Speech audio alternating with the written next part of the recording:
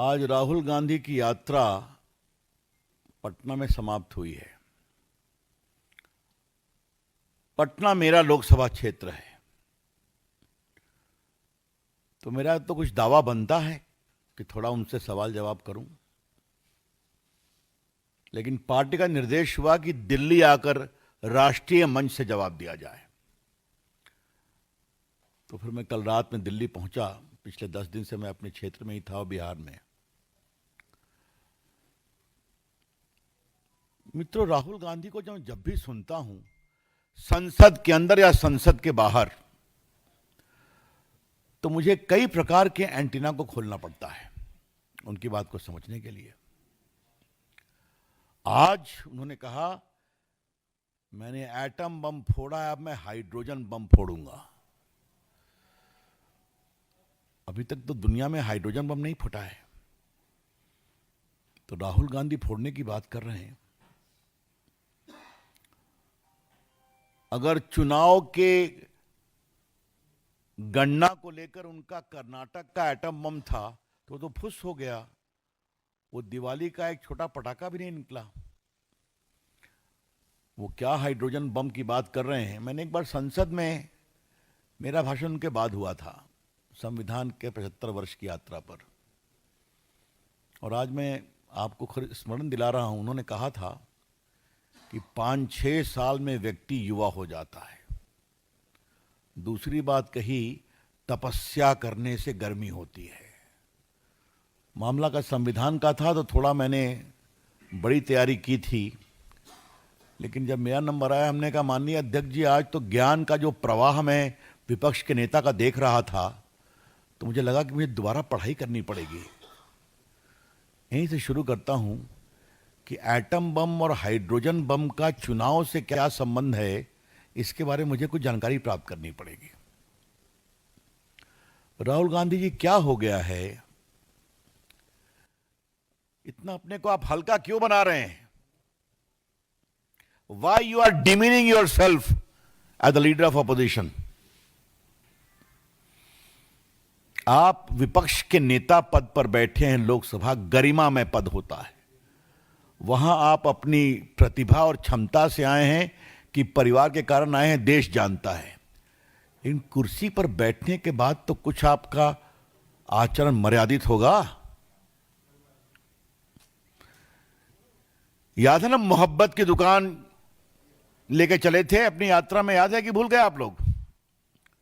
उस मोहब्बत की दुकान में कितना नफरत परोसा, ये भी आप जानते हैं। जरा भैया शांत रहिए, बड़ी कृपा होगी पीछे, प्लीज। तो नफरत ही परोसे, अब आप एटम बम और हाइड्रोजन बम की बात बोलते हैं। यह देश को समझना चाहिए, राहुल गांधी गैर जिम्मेवार हैं। इस देश को समझना चाहिए, राहुल गांधी इज इर्रिस्पॉन्सिबल। और आज मैं इसका एक कॉन्टेक्स्ट बताऊंगा, क्योंकि यात्रा समाप्त हुई है, इसलिए बताना जरूरी है। वैसे मामला एक मुझे और रोचक लगा। जो गाड़ी में घूमते हैं तो राहुल गांधी आगे, तेजस्वी पीछे, अखिलेश यादव भी पीछे। बीच में तेजस्वी जी की एक बहन रोहिणी जी दिखाई पड़ी थी उत्तर बिहार में कहीं पर। आज मैं खोज रहा था कि पटना के 2 सांसद हैं, एक मैं हूं और एक हमारी मीसा भारती जी हैं, लालू जी की पुत्री और तेजस्वी की बहन। वो दिखाई नहीं पड़ी कहीं पर। तो क्या राहुल गांधी ने परिवार के अंतर्विरोध को और बढ़ा दिया है क्या? ये उनका विषय है, वो जवाब देंगे। But come on Tejashwi Yadav, आप 2 नंबर के खिलाड़ी क्यों हो गए बिहार में? जिस कांग्रेस का कोई वोट नहीं है, वो आपके भरोसे चलती है, और आप हो गए नंबर 2 प्लेयर। यह भी देखने की जरूरत है। मित्रों, मैं कॉन्टेक्स्ट पे आता हूं, और यह हम आज बताना बहुत जरूरी समझते हैं। आपको याद होगा कि 24 के लोकसभा चुनाव में इन लोगों ने एक बहुत बड़ा तूफान खड़ा किया कि भाजपा आएगी तो संविधान बदलेगी, और इसके कारण 2 जगह असर निश्चित पड़ा। एक उत्तर प्रदेश में, जहां समाजवादी पार्टी की सीटें भाजपा से आगे हो गई, और दूसरा महाराष्ट्र में, जहां कांग्रेस की सीटें भाजपा से आगे हो गई लोकसभा में। तब तो हमने कुछ नहीं कहा चुनाव आयोग पर, हमने विनम्रता से स्वीकार किया। और उस समय चुनाव आयोग ठीक था। राहुल गांधी, आप जीते हिमाचल, आप जीते तेलंगाना, तो चुनाव आयोग ठीक था। लेकिन लोकसभा के चुनाव में एक बार जब जनता को मालूम हुआ, सच्चाई सामने आई कि बेबुनियाद तरीके से हमारे साथ कांग्रेस पार्टी ने छल किया, उन्हें हरियाणा में हराया कांग्रेस पार्टी को। हरियाणा की जीत 24 के लोकसभा के बाद 2014 से भी बड़ी जीत है, ध्यान रखिए। मैं गया था प्रचार करने। फिर महाराष्ट्र में जहां इतना हल्ला कर रहे थे तो वहां और हरा दिया।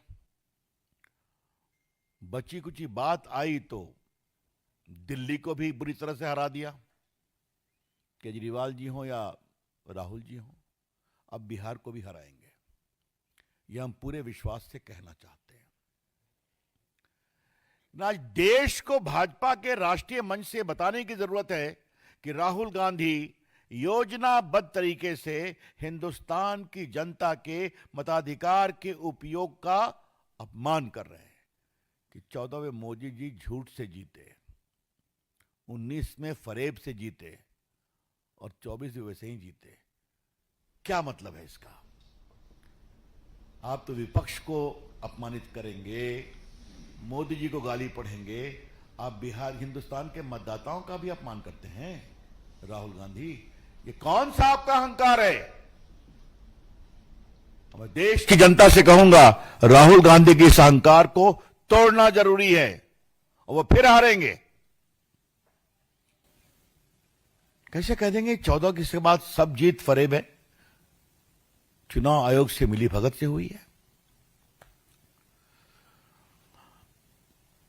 मित्रों, बिहार के संदर्भ में दो बात आप ध्यान रखिए और ये आज के दिन बताना जरूरी है।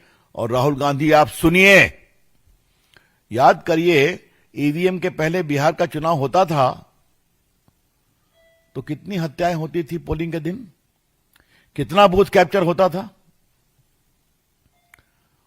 मुझे याद है, मैं पटना का कार्यकर्ता हूं। हर चुनाव में मेरा काम ही था कि बूथ लूट की घटनाओं को विस्तार से लिख करके इलेक्शन को काउंटर मांड कराना। संजय को याद होगा कि पटना में हमने 4 चुनाव काउंटर मांड कराया। याद है कि नहीं? गुजराल साहब भी लड़ने आए थे, कई लोग लड़ने आए थे। ये इतिहास था, देखा है हम लोगों ने। हर बूथ पे लड़ाई होती थी। वो बूथ कैप्चर खत्म हो गया, धन्यवाद है इलेक्शन चुनाव आयोग का। आज ईवीएम में जाइए, बटन दबाइए, रिजल्ट सामने आता है।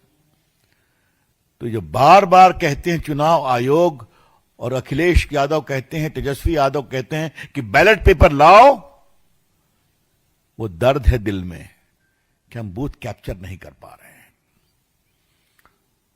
तो ये पूरे चुनाव आयोग और वोटर के लिस्ट पर जो घमासान छिड़ा हुआ है, इसके बीच में दो मूल बिंदु हैं।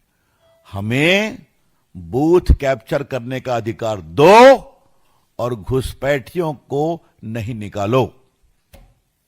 आई रिपीट, इस पूरे एसआईआर के पीछे जो ये अभियान चल रहा है, इसका पर्पस यही है, give us the right and the might to capture booths, tear away ballot papers and